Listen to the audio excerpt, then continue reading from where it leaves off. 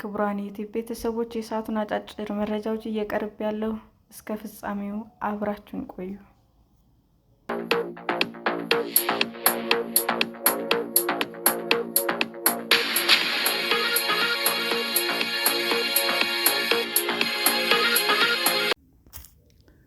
በህንድ ባለስልጣናት ነን ያሉ ሰዎች ገንዘብ የጫነ የባንክ መኪና አስቁመው ዘረፉ።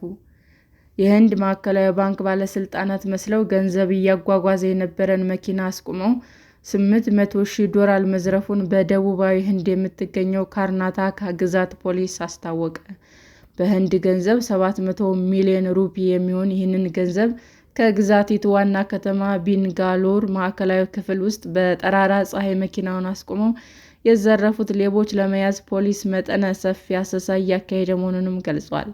የከተማዋ ፖሊስ አዛዥ ሲማንት ኩማር ሲንግ ለቢቢሲ እንደተናገሩት ዘረፋው የተፈጸመው ረቡዕ ከሰዓት በኋላ ነበር።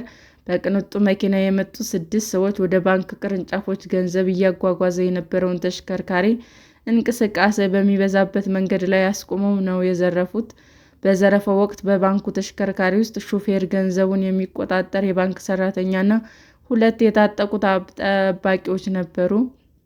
ዘራፊዎቹ መኪናውን አስቆመው የህንድ ማዕከላዊ ባንክ ባለስልጣን መሆናቸውንና ከፍተኛ መጠን ያለው ገንዘብ ሲጓጓዝ ተገቢውን ሰነድ ይዘው እንደሆነ ለማረጋገጥ መሆኑን ነግረዋቸው እንደነበረም የፖሊስ ባለስልጣን ተናግረዋል። ዘራፊዎቹ የመኪናውን ሹፌር ቦታው ላይ ሆኖ መንዳቱን እንዲቀጥል፣ የባንኩ ሰራተኛና የታጠቁት ጠባቂዎች ደግሞ መሳሪያዎቹን መኪና ውስጥ ትተው ዘራፊዎችም የመኪናውን ሹፌር ቦታው ላይ ሆኖ መንዳቱን እንዲቀጥል፣ የባንኩ ሰራተኛና የታጠቁት ጠባቂዎች ደግሞ መሳሪያቸውን መኪና ውስጥ ትተው ወደ ራሳቸው ቅንጡ መኪና እንዲገቡ በማዘዝ ነው ዝርፊያው የተፈጸመው ሲል ፖሊስ አስታውቋል።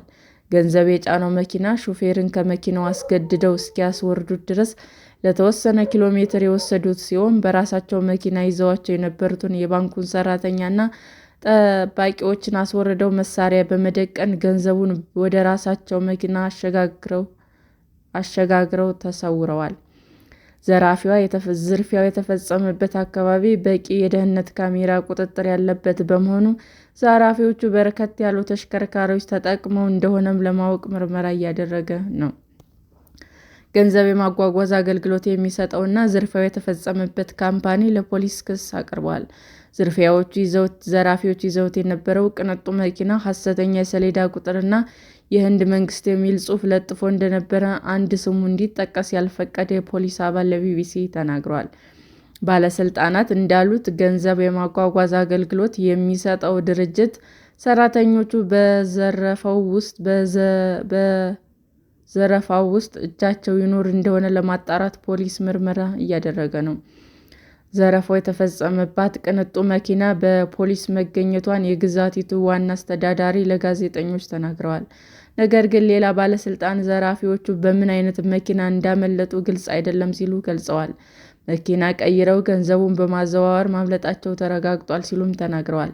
ባለስልጣኑ ጨምረውም በቅርቡ በግዛቲቱ ውስጥ የተፈጸመውን ከፍተኛ የባንክ ዝርፊያ ተከታትለው የደረሱበት ፖሊሶች እነዚህንም በአጭር ጊዜ ውስጥ በቁጥጥር እንደሚያውላቸው እምነታቸውን ገልጸዋል።